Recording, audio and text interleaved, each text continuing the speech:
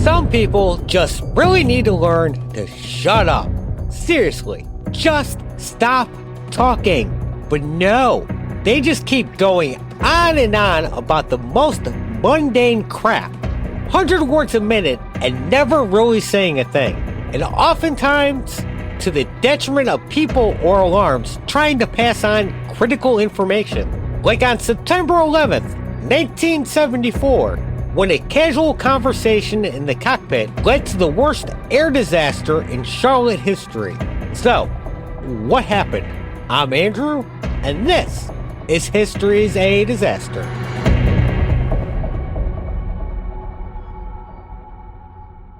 Tonight, we're diving into the crash of Eastern Airlines Flight 212, the worst air disaster in Charlotte, North Carolina history. And tonight's episode is brought to you by Chatterbox 3000. Can't hold up your end of the conversation? Are you tired of those long, awkward silences? Then you need the Chatterbox 3000. This delightful little box will fill in those quiet moments with random and mundane facts while you get your wandering thoughts in order. On September 11th, 1974, the 4-member flight crew of Eastern Airlines Flight 212 was getting ready to take their DC-9 for a short flight to Charlotte, North Carolina, from Charleston, South Carolina, before continuing on to Chicago. This would be a relatively quick hop. Charlotte isn't that far from Charleston after all. I mean, I'm about an hour's drive from Charlotte and 4 hours from Charleston, so it's a quick flight of 35 minutes, meaning you're probably going to be in the airport longer than you're on the plane. Granted, this was back in the 70s, before all the TSA and screening bullshit anyways. The flight crew was pilot Captain James Reeves, with just under 9,000 flight hours, half of those being on the DC-9, along with co-pilot First Officer James Daniels, with just over 3,000 flight hours, most of those being on the DC-9 also, along with 2 flight attendants, Colette Watson and Eugenia Kurth. They began the boarding process on schedule for its 7 a.m. departure time, ushering in their 78 passengers for the flight. Most of the boarding passengers were members of the Navy, along with a well-respected UNC Charlotte professor, Walt Norham, who was returning home to teach a 10 a.m. class. In the Medical University of South Carolina Vice President of Academic Affairs, James Colbert Jr., and 2 of his oldest sons. One of his youngest sons would go on later in life to be comedian Stephen Colbert, and daughter Elizabeth, who would become the Director of Business Development at Clemson University. First Officer Daniels was flying the short trip to Charlotte, with Captain Reeves overseeing the flight. Takeoff and the trip to Charlotte went by mostly uneventful with no issues. On the way into Charlotte, they were in touch with the automated terminal information system, which let them know that there was the potential for reduced visibility near Charlotte due to ground fog and broken cloud cover. But otherwise, everything was normal. 25 minutes into the flight, they talked to Atlanta air traffic controllers with an altitude check of 10,000 feet and were dropping to 8,000. They were then handed off to the Charlotte approach controller, who told them to switch over and head towards the airport's VOR, which is the airport's radio beacon, and to drop to 6,000 feet and stay there. After confirming this, Captain Reeves went and completed his in-range checklist. With that done, they went back to their conversation about the recent Watergate scandal and other political scandals going on at the time.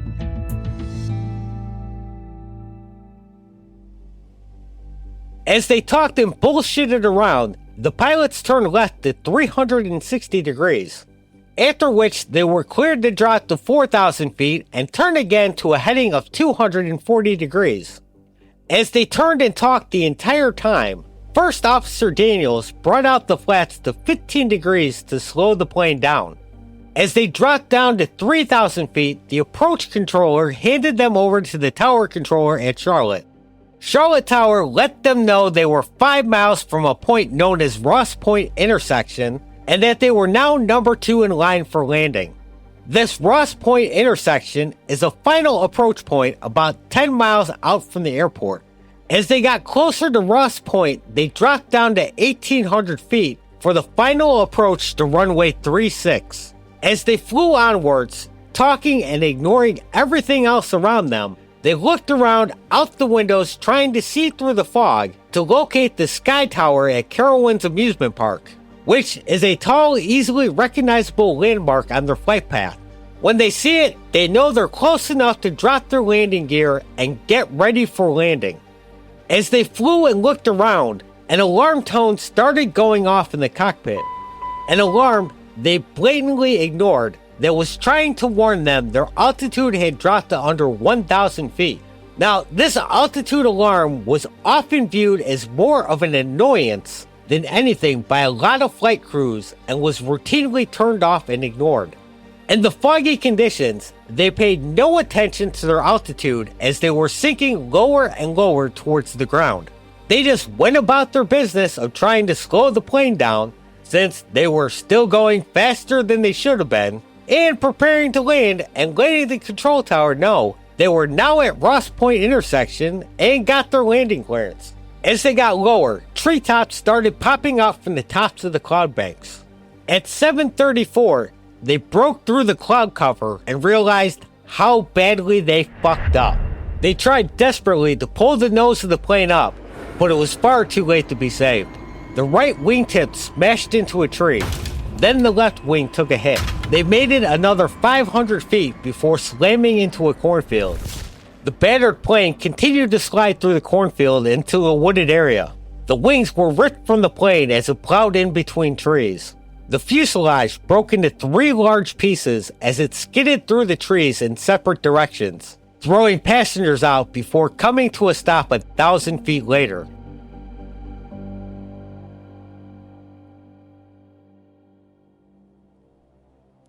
The impact killed 32 passengers immediately, including pilot Captain Reeves.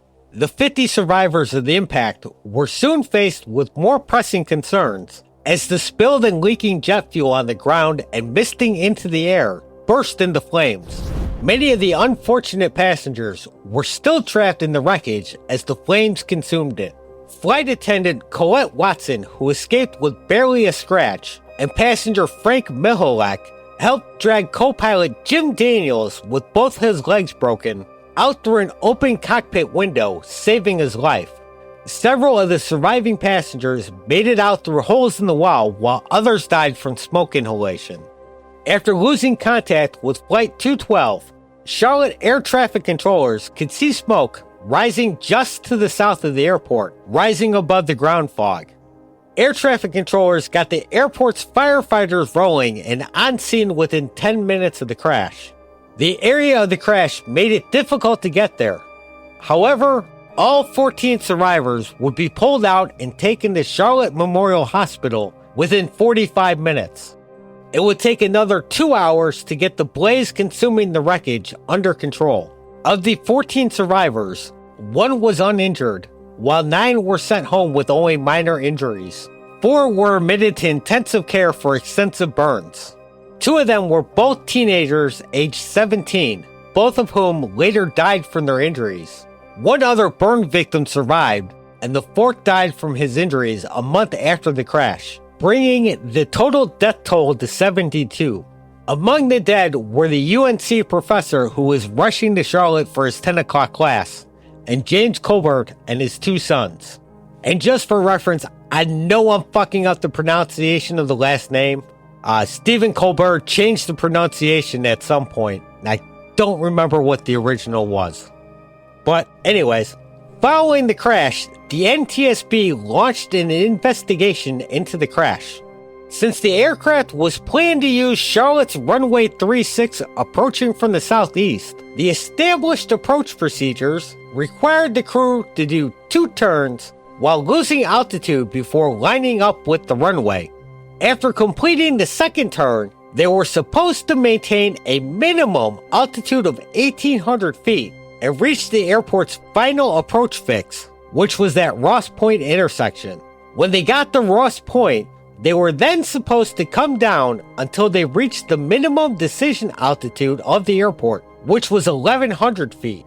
at which point they would then be cleared to land if they had successfully spotted the runway. Now, Captain Reeves and First Officer Daniels did complete the proper procedure as they should have.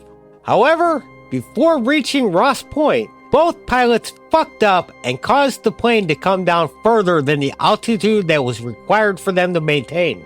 The plane kept coming down and neither had noticed they were much lower than what they should have been. So, when they went into final landing preparations, they flew the plane even lower. One of the most important concerns of the investigators was how much useless and unimportant chit-chat was going on between the pilots during the last part of the landing approach. Before the first turn, they had been going back and forth about the recent Watergate scandal, which led into a whole other conversation about politics and other scandals. By the time they hit the second turn, the conversation had drifted into the 1973 oil crisis. And of course, the whole time, the conversation was the most important thing. Doing things like watching their instruments just wasn't that important. And of course, what could be more important than looking for the new Carolina Sky Tower at Carowinds? Which is understandable, I get it. It's been a few years since I've been there, but Carowinds is kind of awesome. So it was definitely the more important part of the whole flight. Besides, they're experienced pilots. They can do this shit in their sleep. They don't need to pay attention to what they're doing. So what if during the conversation their attention slipped just a little and the plane dropped below their 1,800 feet altitude, the minimum they should have been at? The second major point of concern for the investigators was that the altitude warning should have gone off to warn the crew about their altitude being way lower than it should have been. The cockpit voice recorder did record it going off, but the pilots just ignored it and turned it off and continued to lower their altitude. Which, as much as I want to talk shit or whatever about this, I get it. This alarm apparently goes off at different altitude changes, so it becomes somewhat annoying. And at the time, a lot of pilots just ignored it anyways, which normally is okay if you're paying attention and know where your plane is in the sky. But this was not a normal occasion, as they were distracted by conversation and had no actual idea where the fuck they were. They just kept flying the plane lower and lower when they should have been maintaining their altitude until they hit their final approach point, where they should have gotten their landing clearance once they visually confirmed they could see runway 36.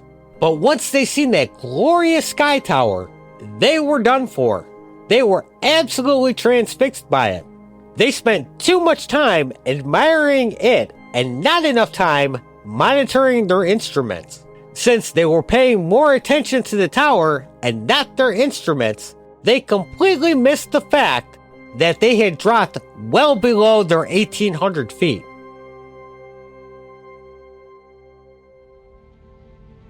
Investigators would also come to believe that maybe there had been a misreading on the aircraft's altimeters. In a later interview with First Officer Daniels, he said that he had thought that he was flying higher than the actual altitude. Due to this misreading, he thought that there were still several thousand feet available between the aircraft and the ground, which might have been caused by the setting and design of the altimeter. The altimeters had been set by Eastern Airlines according to the aircraft's height above the runway. The indicated altitude therefore should have been 1,074 feet. However, First Officer Daniels thought that the aircraft was actually flying near 1,800. And speaking of the design of these altimeters, they likely played a huge role in the crash. The drum-type pointer at the time was more often than not misread due to the design of these stupid pointers. Apparently there was two separate pointers. One measured thousands of feet and the other measured hundreds of feet. So to get your correct altitude, you had to look at both of these stupid little pointers and add them together to get your correct altitude. But when you're too busy talking and not paying that much attention to the instruments, it's easy to misread or make an incorrect assumption into your actual height. And since First Officer Daniels was distracted by the conversation, he failed to check the gauge properly. Most likely it read 670 feet, but he read it as 1670. A huge difference, but either way he was wrong when the plane was actually much lower. The NTSB released its final report on May 23, 1975, concluding that the accident was caused by the flight crew's lack of altitude awareness and poor cockpit discipline. They said they talked way too fucking much. The NTSB issued the following official probable cause. The flight crew's lack of altitude awareness at critical points during the approach due to poor cockpit discipline, in that the crew did not follow prescribed procedures. They concluded that conducting such non-essential chatter can distract pilots from their flying duties during the critical phases of flight, like an instrument approach to landing, and recommended that the FAA establish rules and educate pilots to focus exclusively on flying tasks while operating at low altitudes. So no more talking about useless bullshit when you're trying to take off or land.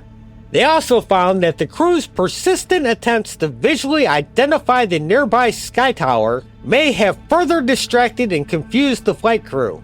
The first officer was operating the flight controls, and none of the required altitude callouts were made by the captain, which compounded the flight crew's nearly total lack of altitude awareness. Following the crash, the FAA started to institute the sterile cockpit environment, which would be later refined after further crashes, like Air Florida Flight 90, which we talked about in an earlier episode.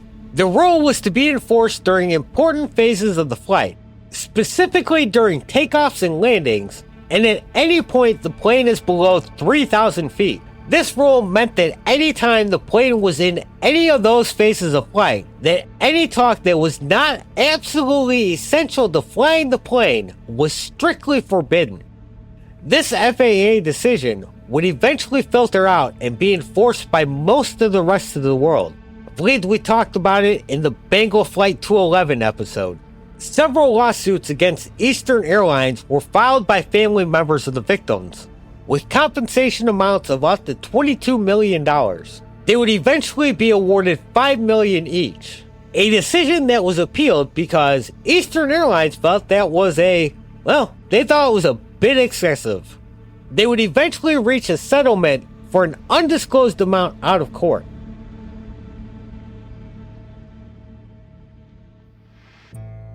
First Officer Daniels, for his part in the crash, had his pilot's license revoked by the FAA. Later in 1975, he would file an appeal, but an Atlanta judge shot that shit down and upheld the FAA decision.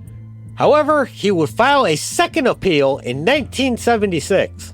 And this time, his appeal was accepted and the FAA reinstated his pilot's license in 1977. He would never again fly for Eastern Airlines, but he would return to flying chartered flights and cargo aircraft. He would live until the ripe old age of 83, dying in 2021. For over 50 years, there was not a single memorial for the crash, and it went largely forgotten by most everyone that wasn't somehow connected to it. Most of the plane's wreckage was sold off for scrap. What was left behind was reclaimed and buried beneath the trees and red clay. The cornfield was plowed over and replanted. Charlotte expanded, and neighborhoods eventually drew closer and closer to the site of the crash they knew nothing about. But plans for a memorial eventually surfaced, and on September 11, 2025, an official monument was put up in Charlotte Airport's Overlook Park, exactly 51 years after the crash. And speaking of Charlotte, or things to do in Charlotte anyways, I know this is way off topic, but we're at the end of the episode, so whatever. This past weekend, my wife and I took a little road trip just north of Charlotte to Tiger World up in Rockwell, North Carolina, as a little birthday trip since mine had just passed this week. Tiger World is a smaller zoo aimed at animal conservation and education, which, of course, featured tigers. It'd be kind of weird if they didn't, but they had lions and bears, some wolves, a few other animals like sloths and kangaroos, monkeys, birds. We had a blast walking around, seeing the animals, and throwing peanuts to the monkeys and raccoons. Well, they weren't really raccoons, but their actual name escapes me at the moment, so they were raccoon-like animals. It was hot out, so most of the animals really just wanted to chill out in the shade, unless, of course, it was feeding time. One of the highlights, at least for me, was watching a family get to feed Baloo, one of the zoo's timber wolves. And why they named a wolf Baloo and not one of the bears, I don't know. But getting to watch him jump around excitedly and do tricks like a big fluffy puppy was definitely worth the trip.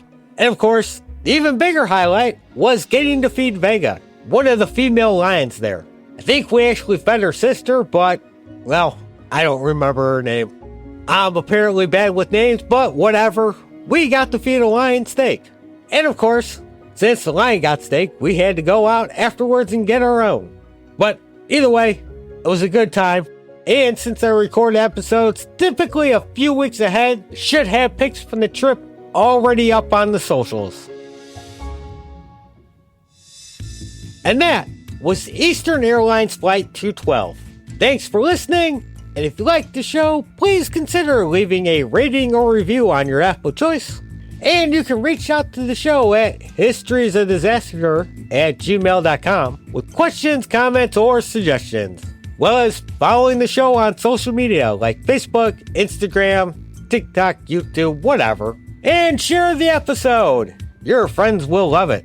And while you're out there, don't feed a penguin to a lion. They tend not to like that. Instead, give them both a fish. Wait, lions like fish, right? They're just big cats after all. Anyways, chase that dream. Live for today, 'cause tomorrow is never guaranteed. Thanks and goodbye.